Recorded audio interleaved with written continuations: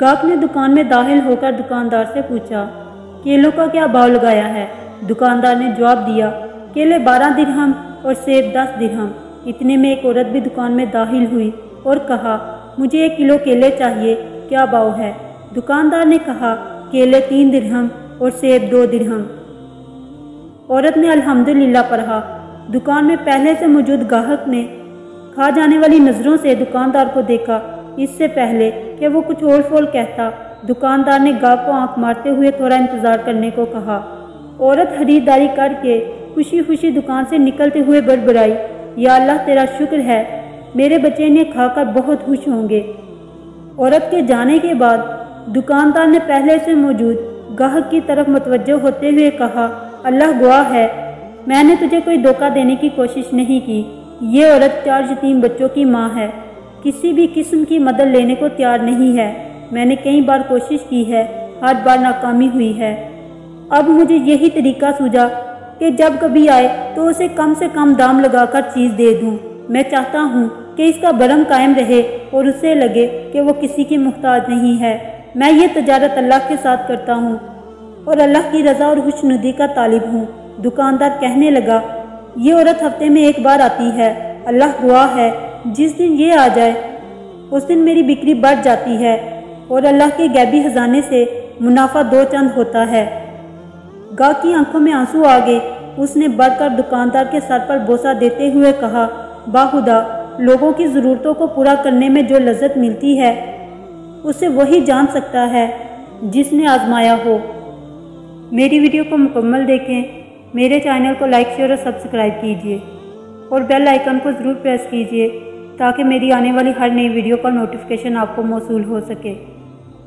شہد کا ایک قطرہ زمین پر گر گیا۔ ایک چھوٹی سی چونٹی آئی اور اس نے شہد کے قطرے سے تھوڑا سا چکھا۔ اسے بڑا مزہ آیا۔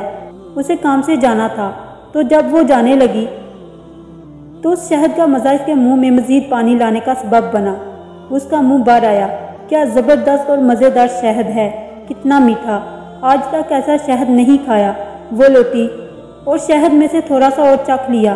اس نے دوبارہ جانے کا عزم کیا، مگر اس نے محسوس کیا کہ یہ تھوڑا سا شہد کھانا کافی نہیں ہے، اسے اور کھانا چاہیے۔ وہ رکی اور اس مرتبہ کھانے کے بجائے شہد پر گر گئی تاکہ وہ کم سے کم وقت میں زیادہ سے زیادہ لذت حاصل کر لے۔ وہ چونٹی شہد میں غوطہ زن ہوئی اور لطف اندوز ہونے لگی، مگر افسوس کہ وہ شہد سے باہر نہ نکل سکی۔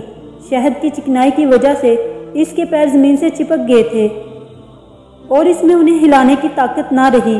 وہ شہد میں رہ گئی یہاں تک کہ وہ اسی میں مر گئی۔ اس کی لذت اندوزی نے شہد کو ہی اس کی قبر میں تبدیل کر دیا۔ ایک دانہ کا قول ہے، دنیا شہد کے ایک بہت بڑے قطرے کے علاوہ کچھ اور نہیں ہے۔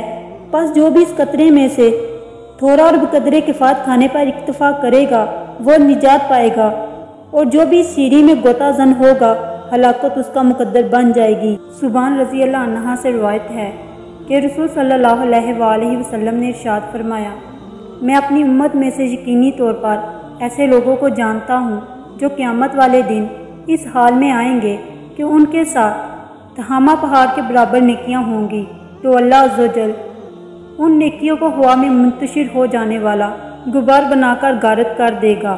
تو سبحان رضی اللہ عنہ نے عرض کیا، اے اللہ کے رسول، ہمیں ان لوگوں کی نشانیاں بتائیں، ہمارے لیے ان لوگوں کا حال بیان فرمائیے تاکہ ایسا نہ ہو کہ ہم انہیں جان نہ سکیں اور ان کے ساتھ ہو جائیں۔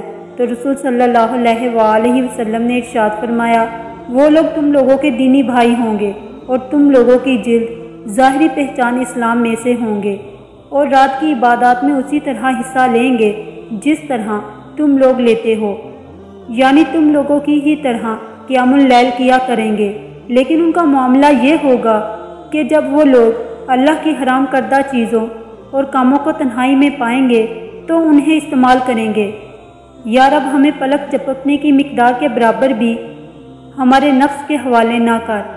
اے اللہ، مجھے اتنا صبر دے کہ میرا دل ہر حال میں مطمئن رہے، مجھے اتنا مضبوط بنا دے کہ مجھے کوئی توڑ نہ سکے۔ اللہ، مجھے اتنا قریب کر دے کہ کسی اور کی مجھے ضرورت نہ پڑے۔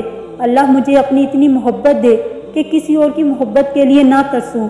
اللہ، مجھے دنیا کی اتنی سمجھ عطا کر دے کہ میں تیرے ہر فیصلے پر راضی ہو جاؤں۔ اللہ مجھے اتنا نواز دے کہ میں کسی کی محتاج نہ رہوں۔ اللہ مجھے اپنی یاد میں اتنا مشغول کر دے کہ مجھے کسی کی یاد نہ ستائے۔ اللہ مجھے اپنا قرب اتنا عطا کرے کہ مجھے دنیا کی چاہ نہ رہے۔ آمین۔